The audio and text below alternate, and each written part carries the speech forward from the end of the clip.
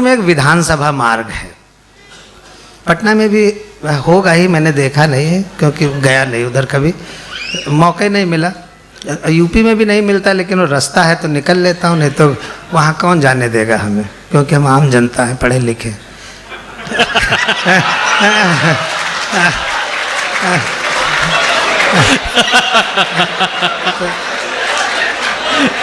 Sir, तो मैं लखनऊ में, सर्वेश भाई ये हिम्मत एक शायर ही कर सकता है। तो लखनऊ में विधानसभा मार्ग है। अभी हमारे यहाँ जो यूपी इलेक्शन हुआ उसके एक डेढ़ महीने पहले मैं उधर से गुजर रहा था, तो मेरी मुलाकात हो जाती, कभी कोई नेता मिल गया, कोई मंत्री मिल गया, कोई डॉक्टर मिल गया, कोई कवि शायर मिल गया। उस दिन मैं गुजर रहा था तो वहाँ पर मुझे एक गिरगिट मिला। गिरगिट आप लोग जानते हैं, हम सब लोग उसी के जैसे होते हैं, बस शो नहीं करते हैं, बस होते उसी के जैसे।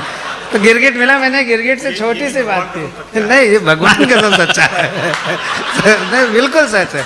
तो गिरगिट से हमने छोटी सी बात की।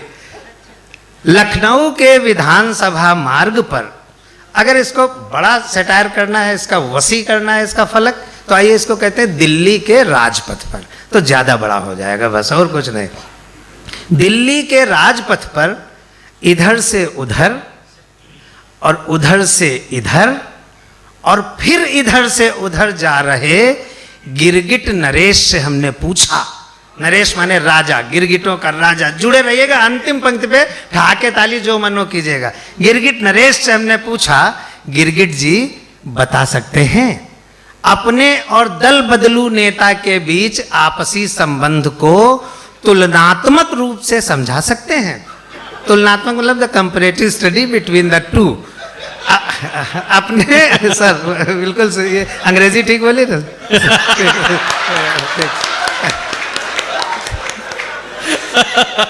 महोदय बता सकते हैं अपने और दल बदलू नेता के बीच आपसी संबंध को तुलनात्मक रूप से समझा सकते हैं?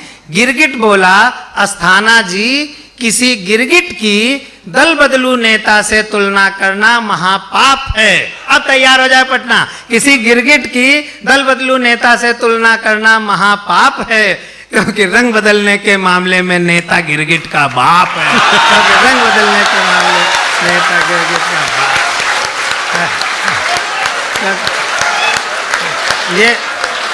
ये क्या बात है भाई, वाह वाह। देखिए सर, मैं हाथ जोड़कर भगवान कसम खाकर कह रहा हूँ, ये सब मैं उत्तर प्रदेश के नेताओं के लिए कह रहा हूँ। मेरा नहीं भगवान कसम, भगवान कसम। एक क्षण का और सुनिएगा, एक क्षण का और सुनिएगा। हम अपने मित्र दरोगा जी के घर गए। मैं एक बात बता दूं, पढ़ा लिखा व्यक्ति हूँ, आप सब लोग भी पढ़े लिखे। ये जो नेता है, पुलिस है, इंजीनियर है, डॉक्टर है, इन्हीं पर व्यंग्य क्यों किया जाता है, सटायर इन पर क्यों किया जाता है? क्योंकि ये सोसाइटी को गवर्न करते हैं, जिनके पीछे सोसाइटी चलती है उन्हीं पर सटायर किया जा सकता है। क्या बात है। किसी मजदूर पर कभी कोई व्यंग्य नहीं हो सकता, किसी किसान पर कोई सटायर नहीं हो सकता, किसी रिक्शे वाले पर कोई सटायर नहीं हो सकता। तो जो इस तरह के बड़े लोग यहाँ बैठे हैं, अगर व्यंग्य उनके ऊपर लागू होता है तो अपने को सुधारें। नहीं, ये मैं गंभीरता से बात कर रहा हूँ, बहैसियत एक कवि। अगर उनके ऊपर लागू होता है तो अपने को सुधारें, अगर नहीं लागू होता है तो खूब मस्ती लेकर ठहाके लगाएं और उन लोगों को देखें जो ऐसा करते हैं। ये क्या बात है। तो हम अपने मित्र दरोगा जी के घर गए, देखा दरोगा जी मर गए, बदली हुई परिस्थिति। इससे अच्छा व्यंग्य मैं आज तक कर नहीं पाया हूं। यह इंट्रास्पेक्शन का व्यंग्य है, अंतर अवलोकन का ये व्यंग्य है। आप सुनिएगा, भगवान कसम वाला अब पार्ट निकल गया, अब आपकी कसम। हम अपने मित्र दरोगा जी के घर गए, देखा दरोगा जी मर गए। हमने उनकी पत्नी से पूछा, भाभी जी दरोगा जी कैसे मर गए?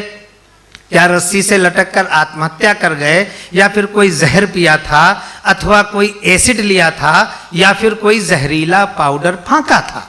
जुड़ना, कोई जहर पिया था, कोई जहर पिया था अथवा कोई एसिड लिया था या फिर कोई जहरीला पाउडर फांका था, वो बोली भाई साहब ना ही ये रस्सी से लटक कर मरे हैं, ना ही कोई जहर पिया था, ना ही कोई एसिड लिया था, ना ही कोई जहरीला पाउडर फांका था, लेकिन लाख मना करने के बावजूद कल शाम अपने गिरेबान में झांका था।